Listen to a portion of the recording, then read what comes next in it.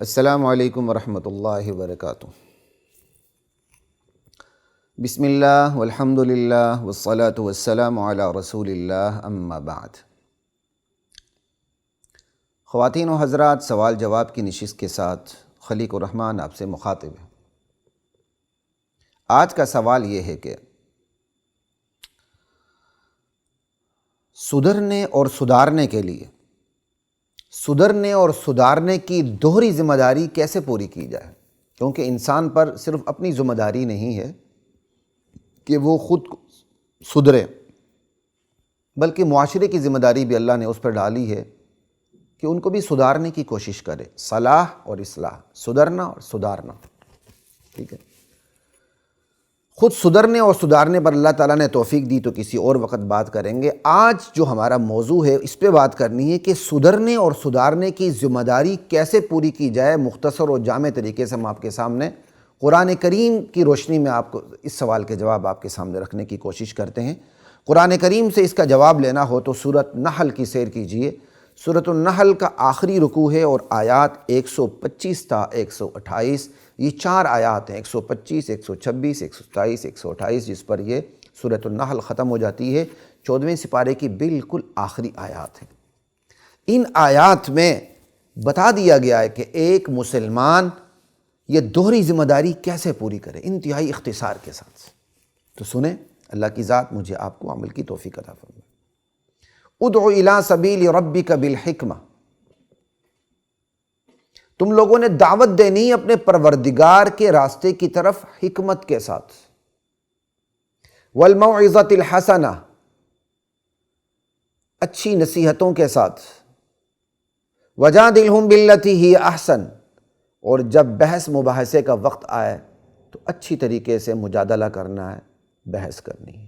یہ 3 طریقے یہاں بتا دیے گئے ہیں کہ تم نے ان 3 طریقوں سے اللہ کی طرف، پروردگار کے راستے کی طرف، اللہ کے بندوں کو دعوت دینی ہے۔ یہ 3 طریقے، انسانی مزاج کم و بیش انہی 3 پر مشتمل ہوتا ہے۔ تو قرآن کریم نے انسانی مزاج کا خیال رکھتے ہوئے ان 3 طریقوں سے امت کو دعوت دی، اور امت کے افراد کو کہا ہے کہ تم نے دوسروں کو اس طریقے سے دعوت دینی ہے۔ اس میں سب سے پہلا طریقہ یہ حکمت، تم نے دعوت حکمت سے دینی۔ حکمت سے مراد پاکستانی یونانی کوئی یہ حکمت نہیں ہے۔ حکمت سے مراد وہ ذاتی کوئی حکمت نہیں ہے جو بس مجھے سمجھ آ جائے یار یہ حکمت ہے تو میں اس طریقے سے میں دین بیان کروں۔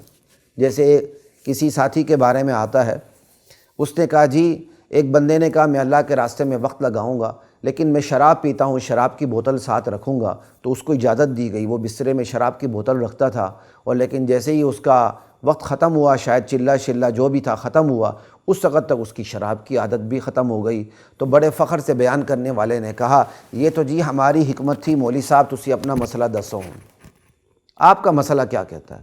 پھر اس پر بیان کرنے والے کی شکایت کی گئی، اور غالباً پھر اس کی سرزنش بھی ہوئی، غائبانہ یا حاضرانہ جو بھی ہے۔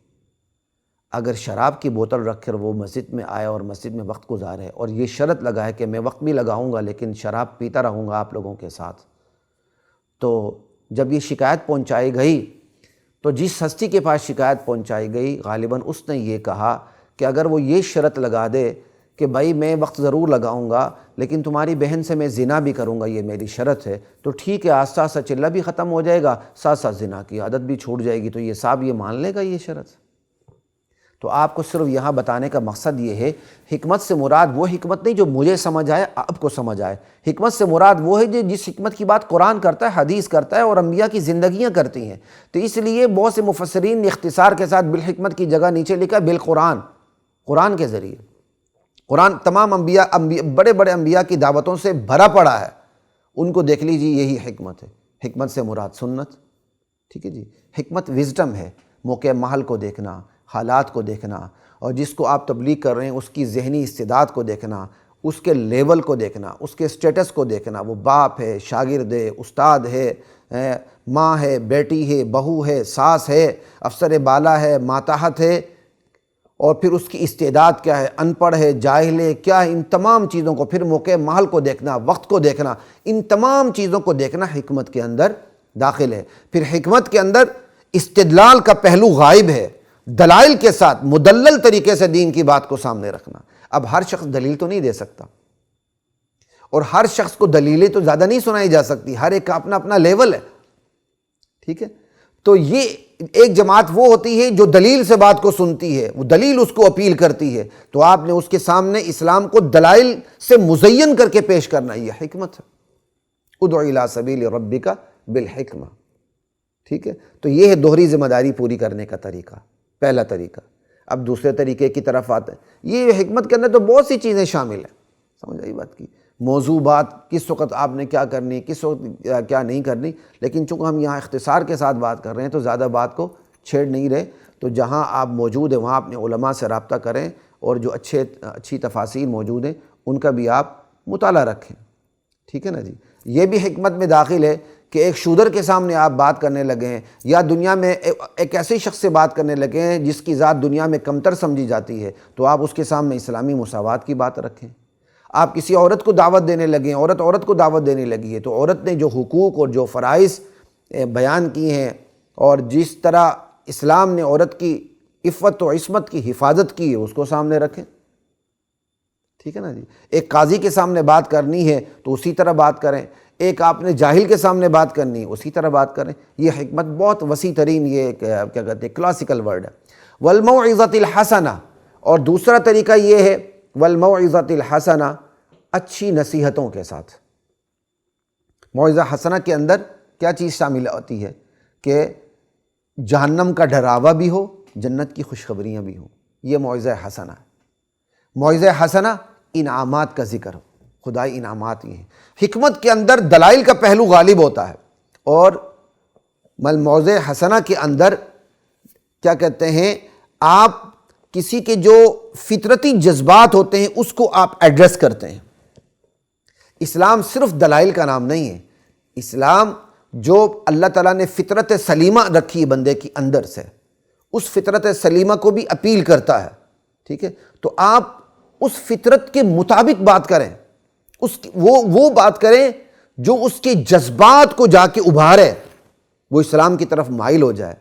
اس کے ایک بہترین طریقہ خدائی انعامات کو سامنے رکھنا، کہ محسن کی احسان فراموشی نہیں ہونی چاہیے، جنت جہنم کے تذکرے ہیں، انعامات ہیں۔ یہ پوری کائنات دلیل کا شوق رکھنے والوں کے لیے اللہ کی ذات پر استدلال کا کام کرتی ہے، اور یہی پوری کائنات شکر کا شوق رکھنے والوں کے لیے کہ میں اپنے محسن کا شکر ادا کروں۔ پوری کائنات انعامات کی شان رکھتی ہے، کہ یہ پوری کائنات انعام کی شکل رکھتی ہے، تو کائنات دلیل کی شکل بھی رکھتی ہے، کائنات انعام کی شکل بھی رکھتی ہے۔ جب آپ حکمت سے بات کریں گے، کائنات کو اللہ کے وجود پر دلیل بنا کے، اس کی توحید پر دلیل بنا کے پیش کریں گے، اور جب آپ کیا کہتے ہیں موعظہ حسنہ کی بات کریں گے، پوری کائنات کو آپ مخاطب کے سامنے انعام بنا کے پیش کریں گے، یہ دیکھو کائنات کتنا بڑا انعام ہے، تو جس ہستی نے انعام کیا اس کی ناشکری نہیں ہونی چاہیے، ٹھیک ہے؟ تو حکمت کے اندر بندے کی جو دماغ ہوتا ہے اس سے آپ اس کو قابو کرتے ہیں حق کی طرف، اور موعظہ حسنہ جو ہے اس کا جو دل ہوتا ہے، سمجھ آئی، اس کو آپ قابو کرتے ہیں۔ دماغ میں نے اسی لیے کیا، لوگ سمجھتے ہیں کہ عقل کا تعلق صرف دماغ سے ہے، عقل کا تعلق اصل دل سے ہے۔ یہ دماغ اس دل کی چاکری اور نوکری کرتا ہے، یہ ایک الگ بحث ہے، انشاءاللہ ہم کسی وقت کریں گے اللہ تعالیٰ نے چاہا، ٹھیک ہے نا؟ پہلے میں بھی لفظ عقل ہی استعمال کرتا تھا، لیکن اب میں تھوڑا سا اس پر متنبہ ہو گیا ہوں تو احتیاط کرتا ہوں۔ عقل کا تعلق دل سے بھی ہے، اس دماغ سے بھی ہے، لیکن یہ دماغ دل کی نوکری چاکری کرتا ہے، اس لیے انبیاء کی محنت کی جو سرزمین ہے سب سے پہلے وہ دل رہی ہے، ٹھیک ہے؟ تو حکمت کے اندر دماغ کا پہلو زیادہ آ جاتا ہے اور دل کا بھی پہلو آ جاتا ہے، لیکن دلائل استدلال کا پہلو۔ موعظہ حسنہ کے اندر جو پہلو آتا ہے وہ جذبات کا پہلو آتا ہے، کہ جو آپ فطرتی جذبات ہیں، صحیح جذبات، آپ ان کو ابھاریں دین کی طرف۔ تو حکمت پر عمل کرنے کے لیے، حکمت کے ساتھ دعوت دینے کے لیے آپ کے پاس اسلام سے کے متعلق دلائل کا ذخیرہ ہونا چاہیے۔ موعظہ حسنہ پر عمل کرنے کے لیے کہ دوسرے تبلیغ ہے، آپ کے پاس خدائی انعامات کا ذخیرہ ہونا چاہیے، جنت جہنم کے متعلق معلومات ہونی چاہیے جو آپ لوگوں کے سامنے رکھیں۔ ایک طبقہ ہے جو دلیل سے متاثر ہوگا، دوسرا طبقہ ہے جو جنت جہنم کے تذکروں سے متاثر ہوگا، مختلف طریقے ہیں، ٹھیک ہے۔ اب تیسرا طریقہ دعوت کا کیا ہے؟ وجادلہم باللتی ہی احسن۔ ایک موقع وہ آتا ہے، کچھ لوگ وہ ہوتے ہیں جن کی یہ نیچر ہوتی ہے، جب تک وہ ڈیبیٹ نہ کریں، مباحثہ نہ کریں، سوال جواب نہ کریں، انہیں چین نہیں آتا۔ ان میں سے کچھ لوگ مان بھی لیتے ہیں اور بہت بڑی تعداد انکار بھی کر جاتی ہے۔ تو یہ دعوت کا تیسرا طریقہ ہے۔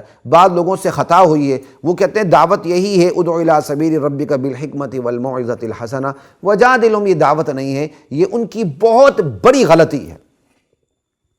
مباحثہ، جدال، یہ خود دعوت کی ایک نوعیت ہے۔ جب آپ اسلام کے بارے میں ڈیبیٹ کرتے تو کیا آپ اسلام کا دفاع نہیں کرتے؟ کیا آپ اسلام کی تبلیغ نہیں کرتے؟ یہ تو مشکل ترین مرحلہ ہے۔ تو دعوت کا تیسرا جو مرحلہ ہے وہ یہ ہے سوال جواب۔ اس حوالے سے بھی آپ کے پاس اچھی خاصی معلومات ہونی چاہیے۔ اب آپ اندازہ کر لیں کہ ایک بندے نے دعوت دینی اور ہر بندے پر دعوت فرض ہے نماز کی طرح، ٹھیک ہے؟ میں یہ نہیں کہہ رہا کہ تبلیغی جماعت کی طرح پوری دنیا میں چلنا فرض ہے، ایسی بات نہیں ہے۔ اجتماعی دعوت جس طرح خطیب دیتے ہیں، علماء دیتے ہیں، اجتماعی دعوت فرض ہے۔ انفرادی دعوت جو آپ اپنے بچوں کے لیے دیتے ہیں، اپنے محتاطوں کے لیے دیتے ہیں، اپنے دفتر کے اندر ہیں، اپنے ملازمین کے لیے دیتے ہیں، یہ تو انفرادی دعوت ہے۔ یہ انفرادی دعوت فرض عین ہے نماز کی طرح، اجتماعی دعوت فرض کفایہ ہے، ٹھیک ہے؟ تو اب آپ نے حکمت سے دعوت دینی، موعظہ حسنہ سے دعوت دینی اور اچھی طرح بحث مباحثہ کرنا ہے، تو آپ کے پاس اسلام کی معلومات کتنی ہونی چاہیے، ضرور سوچئے گا۔ اس لیے اہل علم کی مجالس میں بیٹھیں، تو زانو ہو کے بیٹھیں، ان سے علم حاصل کریں اور دعوت کی دوہری ذمہ داری کو پوری کرنے کی کوشش کریں۔ اور جب بندہ دعوت دیتا ہے تو اس کی نفسیات یہ ہوتی کہ یار سارے مان لیں، جب نہیں مانتے تو وہ پھر ہمت ہار جاتا ہے۔ تو اللہ تعالیٰ کہتے ہیں نہیں، ان ربک هو اعلم بمن ضل عن سبیلہ وهو اعلم بالمہتدین۔ تمہاری دعوت سے سارے لوگ ایمان نہیں لائیں گے، گمراہ بھی ہوں گے اور ہدایت بھی پا جائیں گے۔ اللہ بہتر جانتا ہے کون گمراہ ہے، کون کیا کہتے ہیں ہدایت یافتہ ہے۔ اللہ ان کے اس اپنے علم کے مطابق ان کو جزا یا سزا دے گا۔ یہاں یہ نہیں کہ تم نہیں جانتے ہو، الحمدللہ اللہ کی وجہ سے ہم بھی جانتے ہیں کہ کون ہدایت پر ہے، کون ہدایت پر نہیں۔ جو انکار کرتا ہے وہ کافر ہے، جو ہدایت پہ آتا ہے مسلمان ہوتا ہے وہ مسلمان ہے۔ یہاں مطلب یہ ہے اللہ خوب جانتا ہے، کیا مطلب؟ اللہ اپنے علم کے مطابق ماننے والوں کو جزا دے گا، نہ ماننے والوں کو سزا دے گا۔ کہنے کا مطلب یہ اللہ تعالیٰ یہاں یہ کہتے ہیں کہ تمہاری اس تبلیغ کے تینوں طریقوں سے لازم نہیں آتا کہ سارے ایمان لے آئیں، کچھ مانیں گے کچھ نہیں مانیں گے، تم نے ہمت نہیں ہارنی۔ یہ ایک دعوت کے 3 اصول بیان کرنے کے بعد چوتھی بات اللہ تعالیٰ نے یہاں یہ کہہ دی کہ تم نے دعوت دیتے ہوئے ہمت نہیں ہارنی۔ کچھ لوگ مانیں گے، کچھ لوگ نہیں مانیں گے۔ اب 5ویں بات دیکھیں کیا ہے، وَإِنْ عَاقَبْتُمْ فَعَاقِبُوا بِمِثْلِ مَا عُوقِبْتُمْ بِهِ۔ تم دعوت کا کام کر رہے ہو، اللہ کے دین کو پھیلا رہے ہو، تو تمہیں کیا کہتے ہیں اذیتیں بھی دی جائیں گی، تمہیں مالی جانی نقصان بھی دیا جائے گا، تمہیں زبانی نقصان بھی دیا جائے گا، تمہارے خلاف زبان بھی استعمال کی جائے گی، ٹھیک ہے؟ تو اگر تم بدلہ لینا چاہو تو اتنا ہی بدلہ لے لو جس قدر تمہارے ساتھ زیادتی ہوئی ہے، بس۔ یہ داعیوں کو کہا جا رہا ہے، اللہ اکبر۔ اور یہاں دعوت کا ہم نے مطلب کیا سمجھا رکھا ہے؟ ایک گال پہ تھپڑ مار دے تو بڑے آرام سے دوسری گال آگے کر دو، حضرت یہاں بھی تھپڑ مار کے اپنا غصہ نکال دو، ایسی بات نہیں ہے بھائی۔ اور یہاں دعوت کا مطلب کیا لیا جا رہا ہے کہ بھائی کبھی دعوت میں آپ نے سختی سے بات کرنی نہیں ہے، یہ بھی بات غلط ہے، یہ اپنی غلط فہمی نکال دیں۔ سختی اور نرمی یہ بھی حکمت کا حصہ ہے، کہاں سختی کرنی کہاں نہیں کرنی۔ بسا اوقات ایک عالم دین کے لیے بھی مشکل ہو جاتا ہے کہ کہاں سختی کرنی کہاں نہیں کرنی، اس لیے اہل علم سے جڑیں گے تو یہ کام آسان ہوتا جائے گا۔ ہر چیز کتاب میں موجود نہیں ہوتی۔ جب آپ اسلام سے جڑتے ہیں تو اسلام کا ایک ٹیسٹ پیدا ہوتا ہے، اس سے آپ کا تعلق استوار ہو جاتا ہے، پھر بروقت صحیح فیصلہ کرنا آسان ہو جاتا ہے، ٹھیک ہے؟ اب یہاں یہ کہ اگر تم اللہ کے دین کی طرف دعوت دے رہے ہو اور تمہارے ساتھ کوئی ظلم ہوا ہے، مالی ظلم، جانی ظلم یا زبانی ظلم ہوا ہے، تو تم اتنا ہی بدلہ نکال سکتے ہو جتنا تمہارے ساتھ ظلم ہوا ہے، ٹھیک ہے؟ مثال کے طور پر کسی نے تمہاری جان پہ حملہ کر دیا اور جان چلی گئی، تو ابو رسا کو حق حاصل ہے کہ وہ اللہ کے دین کی طرف دعوت دینے والے کی جو جان گئی اس کے جان کے بدلے وہ جان لے لے، ٹھیک ہے؟ اور ریاست یہ نہیں کہ خود اٹھ کے لے لیں، اللہ ریاست فیصلہ کرے گی، اسلامی ریاست، اور اسے قاتل کو سزائے موت دے گی، ٹھیک ہے جی، جان کے بدلے۔ یا جانی نقصان یہ بھی کہ بندہ مرا نہیں ہے تو اس کا ہاتھ کاٹا گیا تو ہاتھ کے مقابلے میں ہاتھ کاٹا جائے گا، آنکھ کے مقابلے میں آنکھ پھوڑی جائے گی، ناک کے مقابلے میں ناک کاٹا جائے گا۔ یا کوئی ایسا کیا کہتے ہیں جانی نقصان ہوا ہے، بندے کی جان تو بچ گئی ہے لیکن اب وہ بدلہ پوری طرح نہیں لیا جا سکتا، مثلا اس طرح سر پھوڑ دیا گیا ہے کہ اس قدر سر پھوڑنا مشکل ہے، برابری دشوار ہے، یعنی کوئی ایسا زخم لگا ہے کہ اس زخم کے برابر زخم لگانا دشوار ہے، تو وہاں پھر زخم کے مقابلے میں چونکہ زخم لگانا دشوار ہے تو وہاں پھر مالی ہرجانہ وصول کیا جائے گا، جس کو اسلام میں دیت کہتے ہیں۔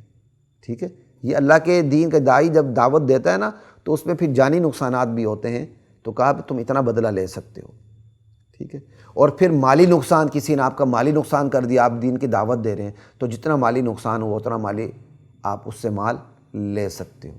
اسی طرح آپ اللہ کے دین کی دعوت دے رہے ہیں، آپ کا کوئی زبانی نقصان کرتا ہے، کیا مطلب؟ آپ کے ساتھ سخت کلامی سے پیش آتا ہے، تو اصول یہ ہے کہ سخت کلامی کے مقابلے میں سخت کلامی اختیار کی جا سکتی ہے، کسی کو حیرت نہ ہو، اصول یہ ہے۔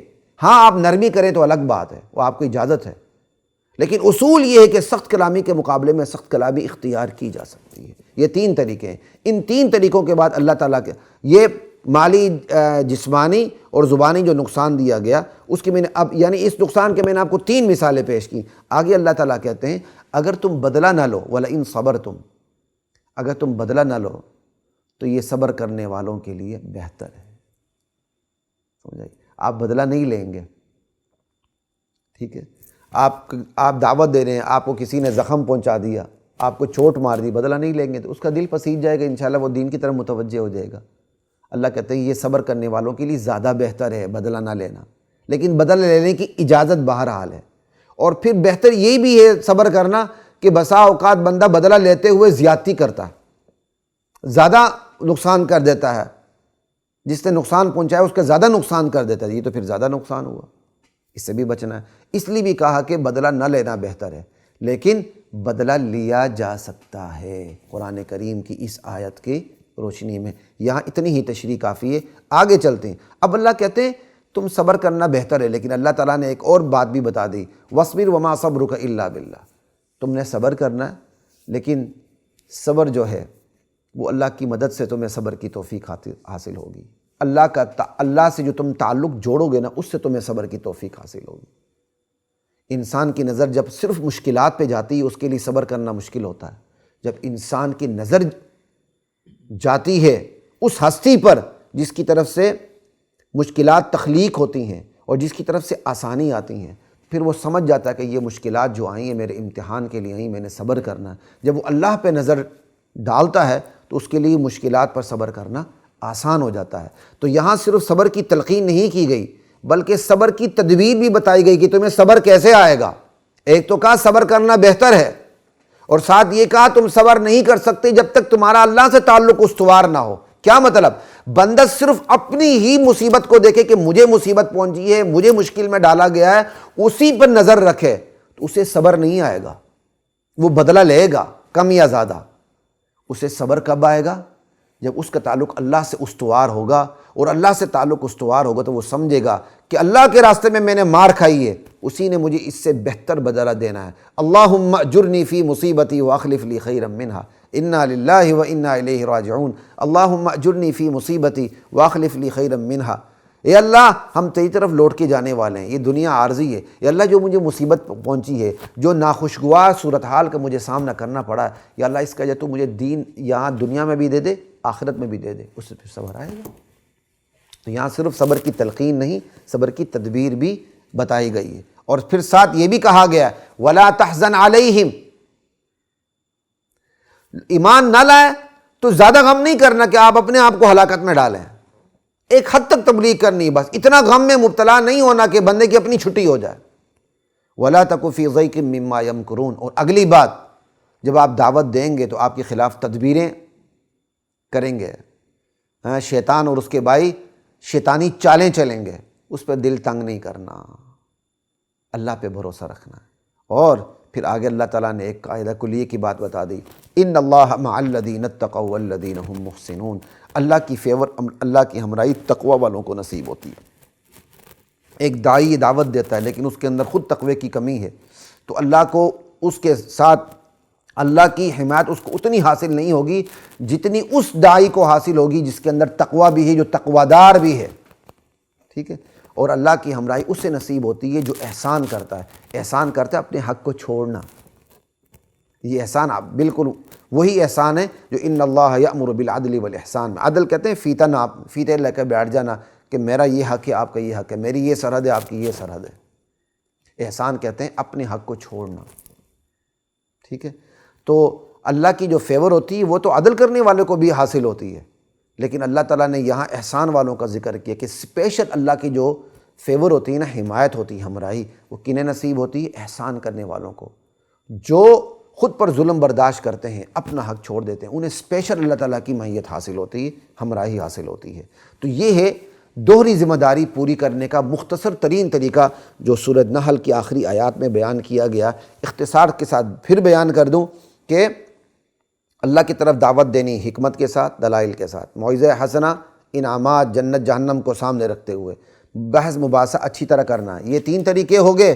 اور پھر جو ایمان نہ لائے اس پر ہمت نہیں ہارنی، 4 باتیں ہو گئیں۔ اور 5ویں بات، اگر تمہیں کوئی نقصان دیا جائے تو تم اتنا بدلہ لے سکتے ہو جتنا تمہارا نقصان کیا گیا، 5ویں بات۔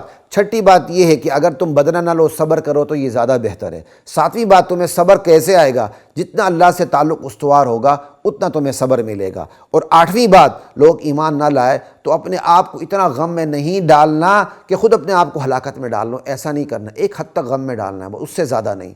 اتنا غم میں آپ نے اپنے آپ کو نہیں ڈالنا کہ آپ خود کمزور پڑ جاؤ اسلام میں اور سدھرنے میں اور دیگر لوگوں کو سدھارنے میں۔ اور 9ویں بات یہ ہے، حق کی بات کریں گے، آپ کے خلاف تدبیریں ہوں گی، آپ نے ان تدبیروں پہ صبر کرنا ہے، دل تنگ نہیں کرنا۔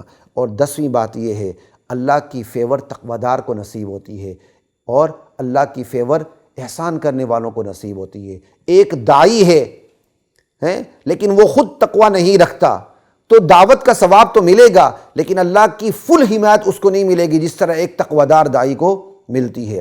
اسی طرح ایک بندہ ہے، کیا کہتے ہیں، وہ دعوت دیتا ہے لیکن وہ عدل سے کام لیتا ہے، برابری کرتا ہے، احسان سے کام نہیں لیتا، اسے بھی اللہ کی حمایت نصیب ہوگی۔